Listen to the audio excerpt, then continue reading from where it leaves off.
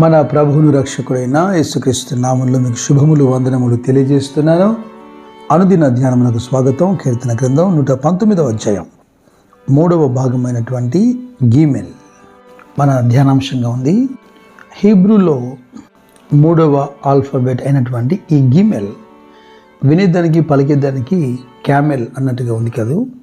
దాని పోలిక కూడా అలాగనే ఉంది. ఈ అక్షరం చూడడానికి నిటారుగా నడుస్తున్నట్టుగా అనిపిస్తుంది. ఇకపోతే 3 అన్నది త్రిత్వంలో పరిశుద్ధాత్మ దేవునికి సంబంధించినది.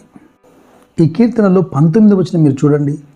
నేను భూమి మీద పరదేశినై ఉన్నాను, నీ ఆజ్ఞలను నాకు మరుగు చేయకము అంటున్నాడు.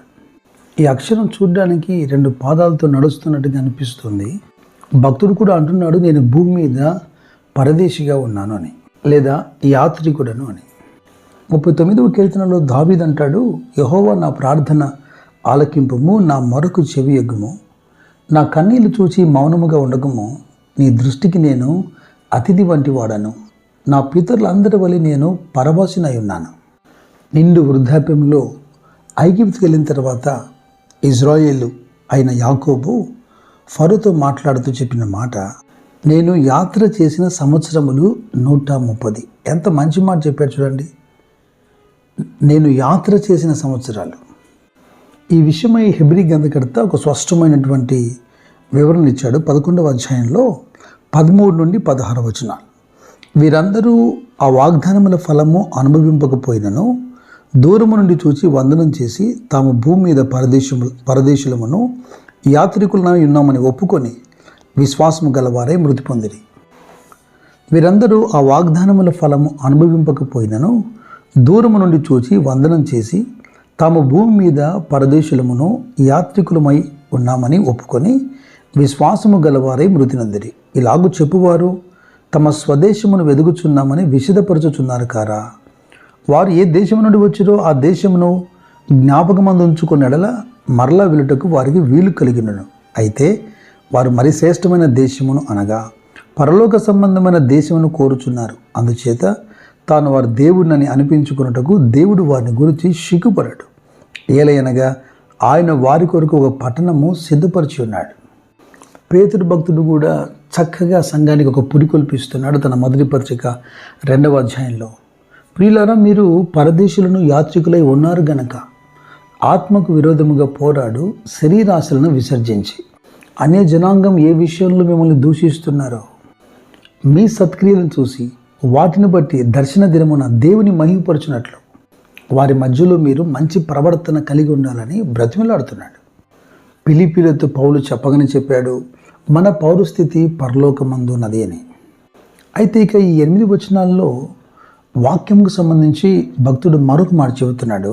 చివరి వాక్యమైనటువంటి 24వ వచనం, నీ శాసనములు నాకు సంతోషకరములు, అవి నాకు ఆలోచనకర్తలై ఉన్నవి. మొదటి భాగంలో వాక్యమును గైకొనుట ధన్యత అన్నాడు.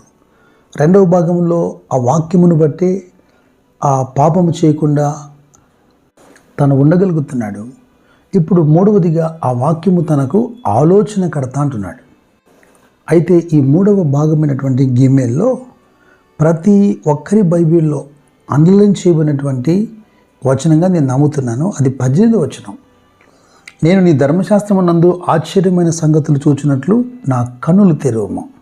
ఇది అందరి ప్రార్థన కావాలని నా ప్రార్థన. నా కన్నులు తెరవము అనే ఈ మాట బాగా అర్థం కావడానికి పౌలు ఎఫెసీయులతో మాట్లాడిన ఒక మాట నేను జ్ఞాపకం చేస్తాను. అది మొదటి అధ్యాయంలో 17, 18, 19 వచనాలు.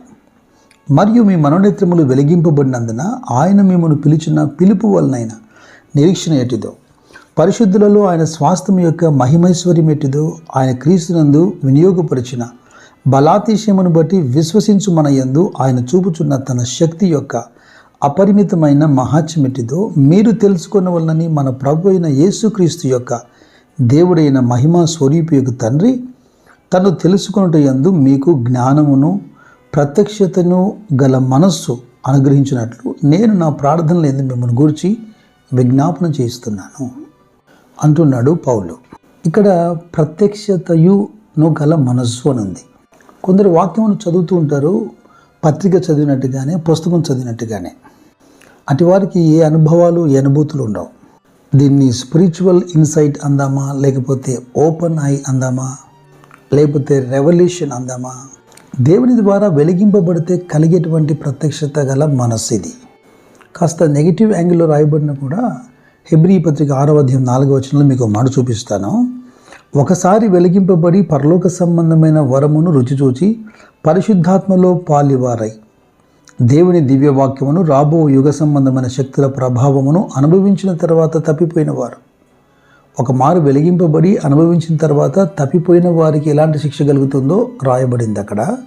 అదంతా మనకు అవసరం లేదు. కానీ నేను చెబుతున్న మాట అంటే, ఒకసారి వెలిగింపబడి పరలోక సంబంధమైన వరమును రుచి చూచుట, ఇటువంటి వారికి లేఖనాలు చదువుతున్నప్పుడు దేవుడిచ్చేటువంటి అనుభూతి, వాక్యం చదువుతుండగా దేవుడు మీతోనే మాట్లాడినట్టుగా అనిపించటం, అందులోని సత్యము మీకు బయలుపరచబడటం, చదువుతుండగా మీరు భావోద్రేకానికి లోనవ్వటం, లేదా మీకు బహుధైర్యం పుట్టించటం, అంటే సాధారణంగా కాకుండా సంతోషమో, ధైర్యమో, పశ్చాత్తాపమో, ఏదో ఒక పోరాటం మీ హృదయంలో కలుగుతుంది అంటే దేవుని వాక్యములో నుండి ఆశ్చర్యకరమైన సంగతులు మీరు చూస్తున్నారని.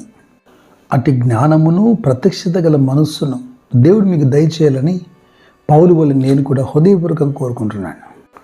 తానే మీకు ఉపదేశం చేసి మీరు నడవలసిన త్రోవలు మిమ్మల్ని నడిపించును గాక. కృప మీకు తోడైనను గాక. God bless you.